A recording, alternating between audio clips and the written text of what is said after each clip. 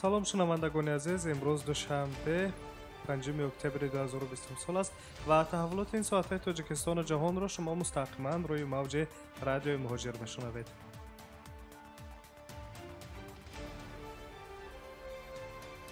намояндагии вазорати корҳои хориҷии Русия дар Екатеринбург ба консули генералии Тоҷикистон расман изҳори миннатдорӣ намудааст. дар нотаи худ аз 2 октябри соли 2020 намояндагии вазорати корҳои хориҷии Федератсияи Русия дар округи федералии Урал ва минтақаи Перм бо қароргоҳаш дар шаҳри Екатеринбург ба тамоми кормандони консулгарии генералии Ҷумҳурии Тоҷикистон ва шахсан ба консули генералӣ Зафар Саидзода изҳори миннатдорӣ намудааст. дар ин санад аз ҷумла омадааст ҷавобгӯӣ, кордонӣ ва самаранокии амалҳои шумо ки дар кори ташкили парвозҳои содиротии шаҳрвандони Тоҷикистон аз қаламрави Федератсияи Русия нишон дода шудаанд, на танҳо дар фароҳам овардани шароити мусоид барои шаҳрвандони Ҷумҳурии Тоҷикистон, балки инчунин ба кормандони мақомоти ҳокимияти давлатӣ низ мусоидат карданд. намояндагии вазорати корҳои хориҷии Русия инчунин ба консули генералӣ барои кӯмакаш дар ташкили парвозҳои содиротии шаҳрвандони Федератсияи Русия аз қаламрави Ҷумҳурии Тоҷикистон ки тавонистанд ба назди хишовандон ва дӯстони худ баргарданд, изҳори ташаккурӣ кардааст. дар ин бора аз дафтари матбуоти консулгарии генералии Ҷумҳурии Тоҷикистон дар шаҳри Екатеринбург ба радиои муҳоҷир хабар доданд.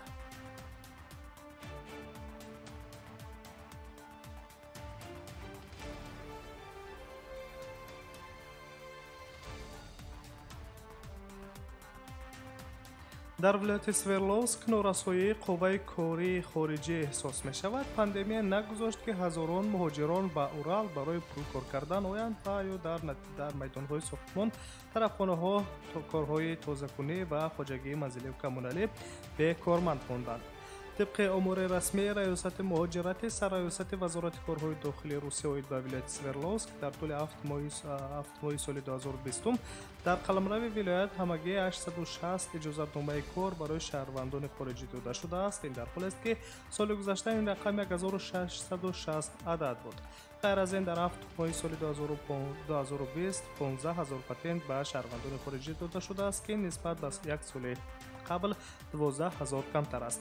فاروق میرزایف رهبر دیاسپورای تاجیکان به znag.com گفته است که در سال 2020 بنابر بسته شدن مرزها به سبب کرونا ویروس تنها 70000 مهاجر از تاجیکستان می توانستند از ولایت سوردلوفسک وارد شوند. این در حالی است که آن زمان ها عادتا 200000 کارگر به اورال می آیند. با گفته فاروق میرزایف، صاحبکاران نورسایی کادرها را محض در تیر ماه احساس کردند وقتی که اکثریت کارخانه‌ها دوباره به کار شروع کردند و آنها به نیروی کاری نیاز داشتند.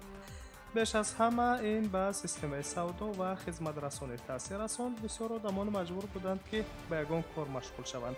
مثلا بسیار سوداگران بازار تگانسکای ریاد و ساختمان رفتند زیرا ساختمان عملاً قطع نشده است. اما حالا وضع بهتر می شود. رهبر دیاسپورای قرقیزها باشد حرمت قربانبویوا به نشریه گفته است که هر سال از قرقیزستان به ولایت سوردلوفسک 15000 نفر برای موسم کاری می آمدند.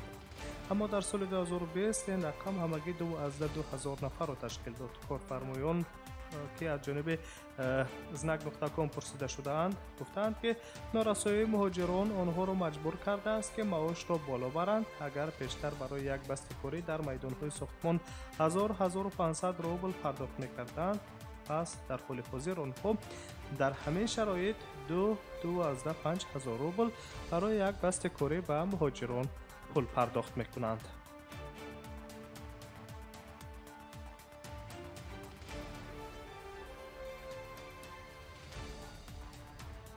نشر خبری را شما مستقیما روی موج رادیوی مهاجر میشنوید.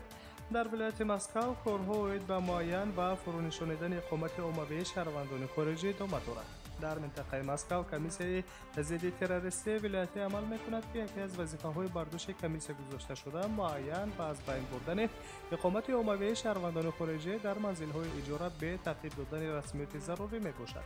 نظارت و یا خود تفتیش نوبتی کمیسیون مذکور در ناحیه دلگاپرودنی ولایت مسکو برگزار گردید که در آن نمایندگان مأموریت ناحیه، شعبه پلیس محلی، ناظرات دولت منزل، ناظرات حفظ حقوق استعمال کنندگان و نظارت به خطری از ساختار شرکت ورزیدند.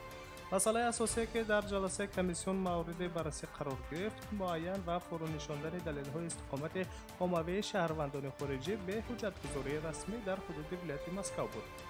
طوری که معاون سردار سرایست امنیت منطقوی ولایت مسکو ولادیمیر گراسیمنکو ابراز نظر کرد صرف نظر از آنکه با فرمان پرزیدنت فدراسیون روسیه از 23 سپتامبر سال 2020 تعطیل‌های رسمیاتی برای مهاجران عمل می‌کند، اما شهروندان خارجی باید طلبات قانونگذاری تنظیم کننده ثبت نام مهاجرت را قطعاً رعایت کنند.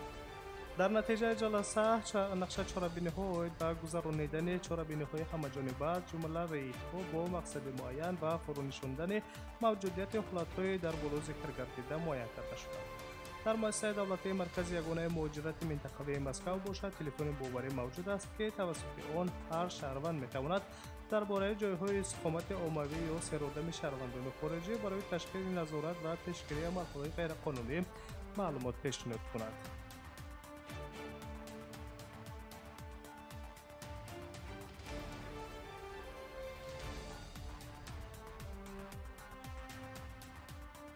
خبرهای تاجیکستان و جهان را مستقیما روی موج رادیوی مهاجر میشنوید. در روسیه میمانیم و خبرها را مستقیما ادامه میدیم.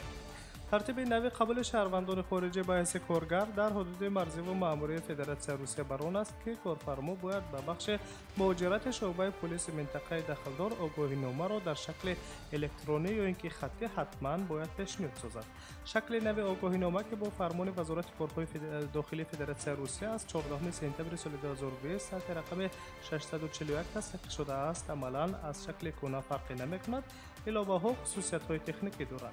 تغییرات اساسی بر ترتیب فرستادن آگاهینامه درباره رفتن شهروند خارجی نیز دخل دارد. اکنون آن میتواند به طریق الکترونی توسط پورتال خدمات دولتی پیشنهاد کرده شود. کارفرما باید حجت مذکور را با امضای الکترونی و شعبه پلیس دخلدار فرستد.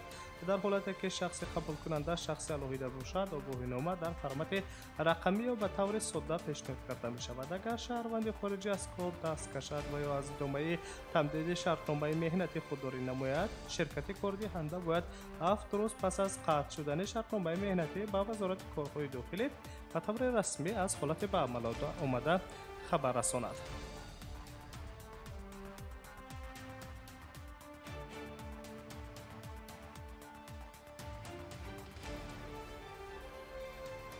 تحولات تاجیکستان و جهان را مستقیما ادامه میدیم و نظر به وضع آذربایجان و ارمنستان در منطقه قره‌باغ کوهی میکنیم. شام یکشنبه وزارت مدافع آذربایجان ارمنستان را به تیراندازی به سوی شهر منگچویر که در آن یک نیروگاه بزرگ جایگیر است تبدیل کرد و یاوری پرزیدنت آذربایجان حکمت حاجیف گفت که شهر خیزی و منطقه ابشیران یعنی اطراف شهر پایتخت آذربایجان نیز تیرباران شدند.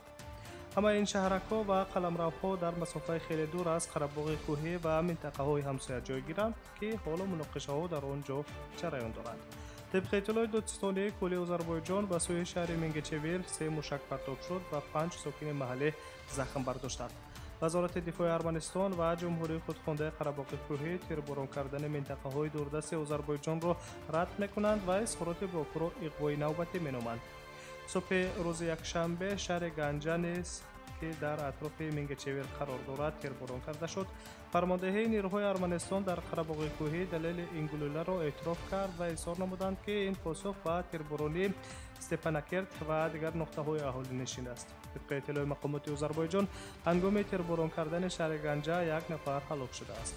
پرزیدنت آذربایجان الهام علیف شام یکشنبه با یک مراجعت به ملتش گفت که عملیات حمله در قره‌باغ کوهی تنها در صورت قطع خواهد شد که ارمنستان این قلمرو را رسما آذربایجان اعتراف کند و جدول خروج نیروها را پیشنهاد سازد و اینچنین از جانب ارتش آذربایجان ضبط شدن شهر جبرائیل و یک قطار محله‌های دیگر اهالی نشین را خبر داد که از اول سالهای 90 تحت کنترل نیروهای ارمنستان قرار داشتند، اما جانب ارمنستان از دست دادن نظارت بر جبرائیل را رد می‌کنند.